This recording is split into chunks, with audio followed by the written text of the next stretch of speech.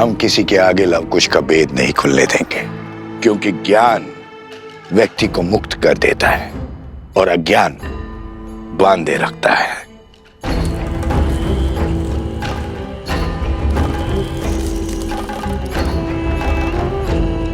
मेरी शक्ति का स्रोत यही अज्ञान है बानासुर।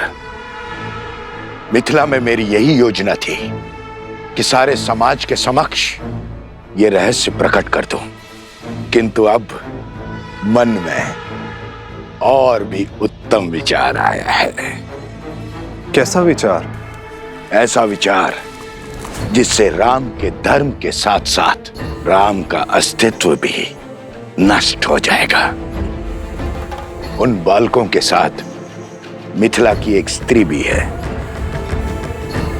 उसके माध्यम से मैं राम के पुत्रों को राम का विरोधी बना दूंगा। शीघ्र ये संसार पिता पुत्रों के बीच में युद्ध होते हुए देखेगा। राम के हाथों लवकुश का वध होते हुए देखेगा।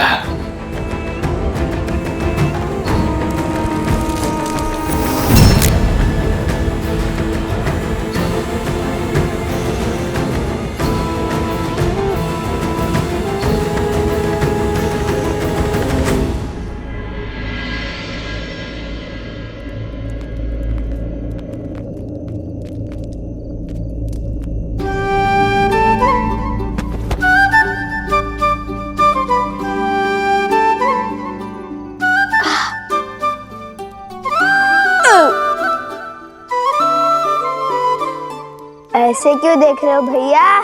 देख नहीं रहा हूँ, सोच रहा हूँ पेट है कि कुआं।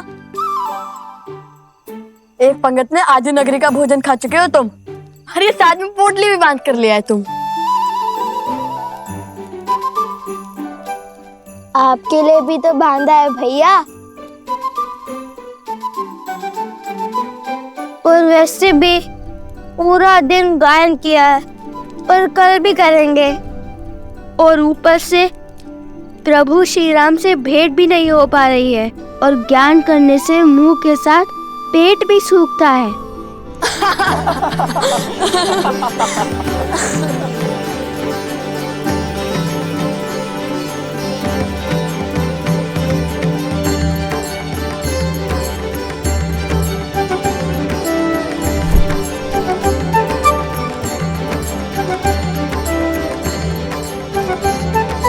कुश, अरे कुश, रूठ क्यों गए?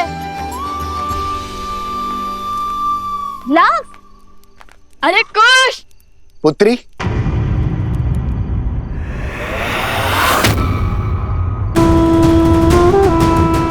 तनिक भोजन मिलेगा?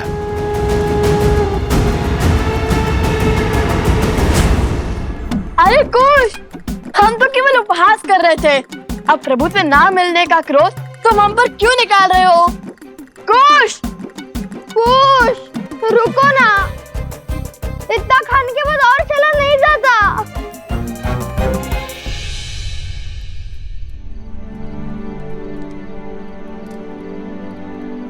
सभी ऋषिगण यहीं पर हैं। वो दोनों ऋषि कुमार भी यहीं कहीं होंगे। अरे वो रहे, देखो। मेरे पास तो केवल यही है, यज्ञ का भोजन।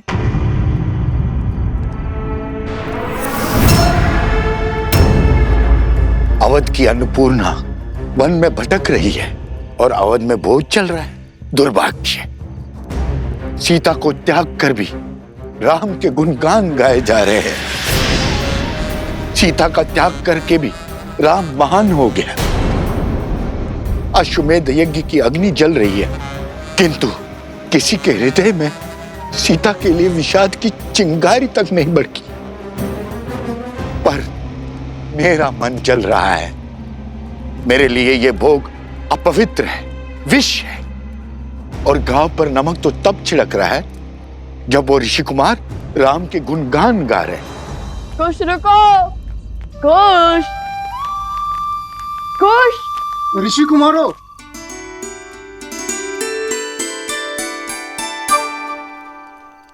ये अकस्मात वो क्यों गए? ऋषि कुमार, कुछ भेंट लाए हम आपके लिए, दही मक्खन और लड्डू।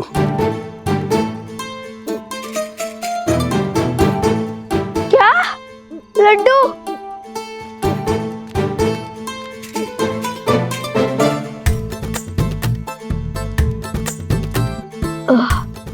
रहने दीजिए, इसकी कोई आवश्यकता नहीं है। हमने पेट भर कर खाया है। धन्यवाद। कुश, माता ने कहा था कि जिस भेंट को सच्चे मन से दिया गया हो उसे मना नहीं करती। लाइए, इन्हें आप यहाँ रख दीजिए। नहीं नहीं, इसकी कोई आवश्यकता नहीं है। लाइए लाइए।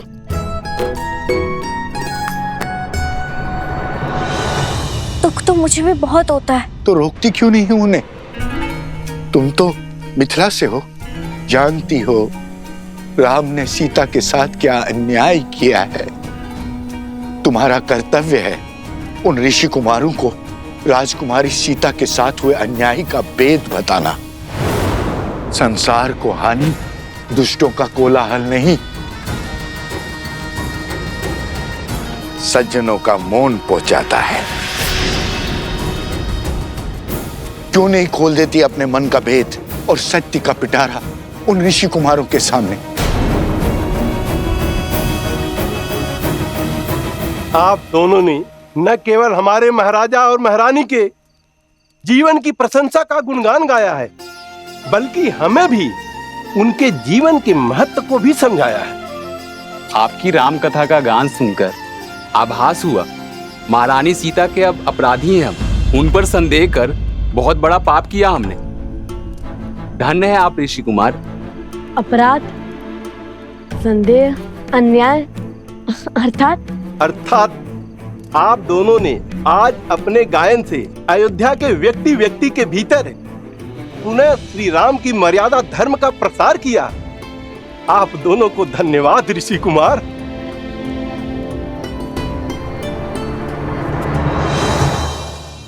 अरे तुम तो सच में टूट पड़े।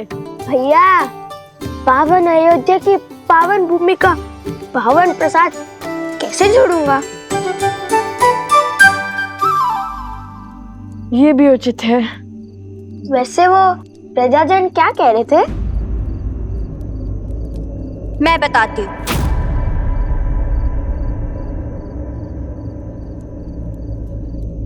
क्या? अब तो अयोध्या की प्रजा भी मान गई कि श्री राम ने हमारी मिथिला की राजकुमारी के साथ अन्याय किया है। कैसा अन्याय? क्या कह रही हैं आप? हाँ, सुना तो मैंने भी था कि श्री राम ने माता सीता को त्याग दिया है।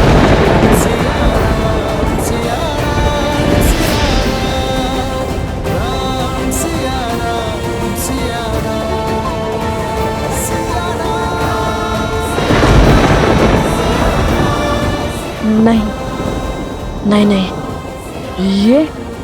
ये असंभव है। यदि ये अश्वमेध यज्ञ हो रहा है तो माता सीता भी उनके साथ होंगी, और यदि माता सीता उनके साथ नहीं है तो ये अश्वमेध यज्ञ कैसे हो रहा है? इन सब बातों का उठता है। कल जब श्री राम से भेंट होगी तो मिल जाएगा ना? नहीं नहीं, मैं कल की प्रतीक्षा नहीं करूंगा और इसे क्षण सिद्ध कर दूंगा कि हमारे आराध्य श्री राम ऐसा अन्याय नहीं कर सकते, और माता सीता भी उनके साथ अयोध्या में है।